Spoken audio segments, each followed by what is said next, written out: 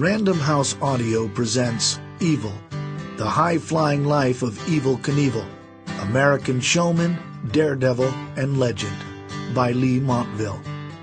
Read for you by Danny Campbell.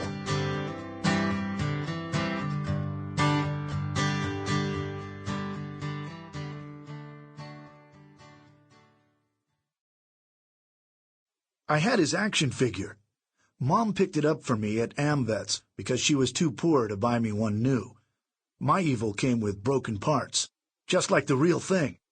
Special Ed V, October 6, 2008, WTOP message board. You can waste your time on the other rides. This is the nearest to being alive. Richard Thompson, Wall of Death. Introduction. The first biography of Evel Knievel was written in the winter of 1970-71 in 3 days, maybe 4, maybe 5, hard to remember, in a house in Palm Springs, California, that was owned or borrowed or maybe just rented by George Hamilton, the actor. The sound of the typing, yes, an actual typewriter was used to do the job, was drowned out by the high-fidelity 33 1/3 vinyl majesty of a series of Strauss waltzes that were played constantly from the latest in stereophonic equipment, each note bouncing off the white walls and white ceilings and white furniture and out the open windows to the swimming pool, where assorted women sunbathed without the stifling confinement of clothes. The first biography of Evel Knievel, of course, was a screenplay. The writer was 27-year-old John Milius. He had been hired on the cheap, a flat fee of $5,000, and asked to pound out a script about a 31-year-old motorcycle daredevil from Butte, Montana, who had begun, but only begun, to capture the attention of assorted pockets of the American public. The deal was enhanced by the delivery of some fine Cuban cigars, secured from Colonel Tom Parker, best known as the manager of singer Elvis Presley, and the promise that upon completion of his duties, Milius would be treated to an afternoon of what he called commercial affection with one of the undressed women at the pool. He tore into his work. A macho, firearm-loving graduate of the University of Southern California School of Film, frustrated by the fact that his asthma had kept him out of the Vietnam War, which he saw as the great historic moment of his time, Milius was part of a group of young writers, directors, and producers like Francis Ford Coppola, Steven Spielberg, and George Lucas, who were in the first throes of success in the film industry. They were all grabbing ideas out of the air, slamming them down on paper, hurrying, trying to get things done in a rush because they didn't know how long their good fortune would last. Milius was in the midst of that hurry stretch of creativity. He had written part of the script for the movie Dirty Harry, starring Clint Eastwood, which soon would be released. I know what you're thinking. Did he fire 6 shots or only 5? Clint, Harry, said in the most memorable monologue. Well, to tell you the truth, in all this excitement, I've kind of lost track myself. But being this is a .44 Magnum, the most powerful handgun in the world, and would blow your head clean off, you've got to ask yourself one question. Do I feel lucky? Well, do ya, punk? Work on Jeremiah Johnson, which would star Robert Redford, was pretty much finished, and Milius's next project was The Life and Times of Judge Roy Bean, which would star Paul Newman. The pieces of dialogue for Apocalypse Now, I love the smell of napalm in the morning, already were floating around in his busy head. Evel Knievel fit in there quite well, too. The idea of a guy, some crazy son of a bitch, jumping over an ever-growing string of parked cars on a motorcycle was revolutionary, different, funky, extreme.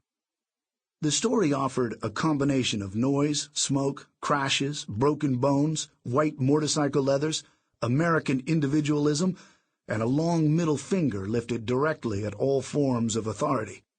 This was a definite plus in a time of long middle fingers everywhere pointed at all forms of authority. Add a dash of romance, maybe a warning about trying any of these stunts at home, shake well, poor. This was fun. The whole thing was modern and absurd, Milius said years later. This character going over trucks on his motorcycle, riding through flaming hoops and all that. I just settled down and did it. I played that one record of Strauss waltzes over and over again. I love Strauss waltzes. I wandered around the white furniture, white walls, felt I soiled anything I touched. There was a bumper pool table in the house. I took breaks. I learned how to play bumper pool. This was a lot of fun. Facts were not a problem. Milius had never met Evel Knievel and had never been to the copper-mining splendor grime of Butte, Montana, but that didn't matter much. First of all, the foundation of Knievel's life story was filled with half-truths, semi-truths, and flat-out whoppers anyway, a collection of tall tales designed by the man himself to make people perk up and pay attention. He would say anything to make himself more marketable. Second, the task was not so much to write an actual portrayal of Evel Knievel's life, but to write a vehicle for George Hamilton to look very good on a motorcycle in the leading role. Hamilton had put the production together, hoping to energize a career that had grown fuzzy in the wilds of network television with a couple of canceled series. He wanted to add a little hair and grit to his perceived image as a well-tanned playboy. Milius was handed a first script, written by someone else, but hated it and threw it into the swimming pool. Hamilton eventually made him retrieve the soggy pages. The basis for a new script was a long magazine article, a few interviews on first-generation videotape, and Milius's active imagination. A disclaimer, based on incidents in Evel Knievel's life, tagged on the end of the story, allowed Milius to do just about anything. He invented characters, invented dialogue, invented scenes that never had happened in Knievel's life. He had a car disappear, swallowed into the hollowed-out, heavily tunneled ground of Butte, directly at an adolescent Knievel's feet. Never happened.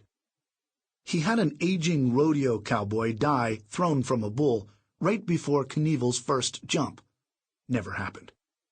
He took single sentences from Knievel's resume and inflated them into fat pop art events quite different from what actually happened.